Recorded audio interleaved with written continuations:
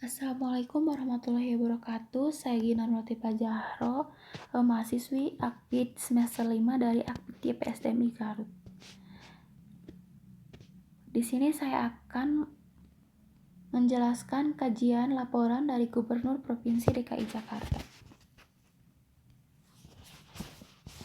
Permasalahan yang telah terjadi saat ini di Provinsi DKI Jakarta adalah wabah COVID-19 yang meningkat di Jakarta, sehingga Pak Gubernur terpaksa melakukan PSBB ketat kembali guna mencegah bertambah banyaknya orang yang terkena COVID-19. Adapun informasi epidemiologi yang dijelaskan oleh Bapak Gubernur DKI Jakarta, yaitu ada 2 parameter yang harus menjadi kewaspadaan, yaitu yang pertama angka kematian, yang kedua yaitu angka kasus aktif. Sekitar 1.347 orang di Jakarta telah wafat akibat COVID-19. Bila melihat angka kematian, tingkat kematian di Jakarta memang lebih rendah, yaitu 2,7%, lebih rendah dari tingkat kematian nasional di angka 4,1%, bahkan lebih rendah dari tingkat kematian global di angka 3,3%. Jakarta secara signifikan berhasil menekan angka kematian tersebut, dan kasus aktif yaitu orang-orang yang masih positif COVID-19 yang masih menjalani isolasi dan perawatan dan belum dinyatakan sembuh. Jadi, dalam penanganan COVID ini ada kasus baru yang masuk dalam sistem penanganan. Lalu, di akhir penanganan ada 2, 1 meninggal, 1 sembuh. Yang mereka masih di dalam sudah ditemukan positif tapi belum sembuh, masih dalam isolasi, inilah kasus aktif. Mengapa penting untuk mengetahui kasus ini dan mengetahui angkanya?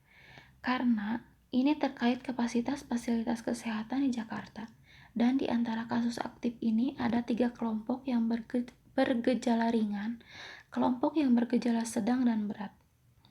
Kelompok yang sedang dan berat inilah yang membutuhkan perawatan rumah sakit, bahkan yang kritis membutuhkan fasilitas ICU. Jadi secara rata-rata, selama perjalanan bulan ini kita bisa mengatakan 50% tanpa gejala, 35% bergejala ringan, 15% bergejala sedang atau berat, seperti yang membutuhkan pelayanan rumah sakit ini. Kelompok inilah yang harus kita perhitungkan. Kasus aktif dan bergejala sedang atau berat di Jakarta saat ini kenyataannya ada banyak rumah sakit yang ada 190 rumah sakit dan 67 diantaranya yaitu rumah sakit rujukan. Upaya Pemprov DKI Jakarta dalam mengendalikan permasalahan kesehatan, yaitu angka kematian sempat meningkat cukup tinggi. Lalu Pemprov DKI Jakarta melakukan pertengahan Agustus. Setelah pertengahan Agustus terjadi peningkatan terus-menerus secara persentase memang rendah, tetapi secara nominal angka kematian meningkat setiap harinya, sehingga terpaksa kembali menerapkan pembatasan sosial berskala besar, seperti pada masa awal pandemik dulu. Dan Pemprov DKI Jakarta setiap waktu terus menambah rumah sakit swasta yang bisa terlibat untuk menaikkan kapasitas.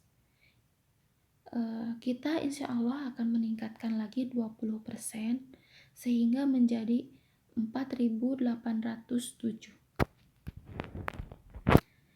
Situasi pelayanan kesehatan di DKI Jakarta.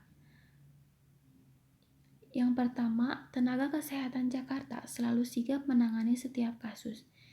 Di Jakarta, 190 rumah sakit dan 67 rumah sakit rujukan. Yang kedua, Pemprov DKI Jakarta akan meningkatkan kapasitas tempat tidur, tenaga kesehatan dan seluruh alat pendukung sebanyak 20%. Prediksi Pemprov DKI Jakarta Tanggal 17 September 2020, tempat tidur isolasi yang dimiliki akan penuh dan tidak mampu menampung pasien COVID-19 lagi. Pemerintah DKI Jakarta terus menambah rumah sakit swasta yang terlibat untuk menaikkan kapasitas. Selain itu, akan meningkatkan lagi 20% sehingga menjadi 4.807 yang akan tercapai Oktober, yaitu menaikkan jumlah tempat tidur dan memastikan ada dikter, perawat, alat dan pengaman atau APD, obat-obatan dan seluruh alat mendukungnya. Tapi menaikkan kapasitas tanpa adanya pembatasan yang ketat, maka tempat tidur tersebut akan penuh pada pekan kedua Oktober.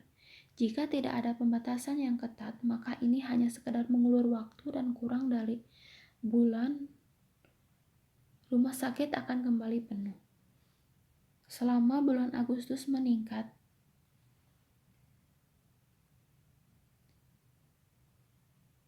drastis dan tren akan naik terus, maka 15 September akan penuh. Situasi ICU tidak lebih baik.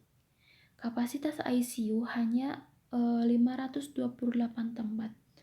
Pemprov DKI Jakarta mencoba meningkatkan 20% menjadi 636, maka ICU akan penuh sekitar 255 pada bulan September. Kebijakan yang ditetapkan Gubernur Provinsi DKI Jakarta. Yang pertama, Senin tanggal 14 September, Provinsi DKI Jakarta kembali menerapkan pembatasan berskala besar seperti pada masa awal pandemi dulu. Kegiatan perkantoran yang non-esensial diharuskan untuk melaksanakan kegiatan bekerja di rumah. Bukan kegiatan usahanya yang berhenti, tetapi bekerja di kantornya yang ditiadakan. Kegiatan usaha jalan terus, kegiatan kantor jalan terus, tapi perkantoran yang tidak diizinkan. 11 sektor kegiatan beroperasi.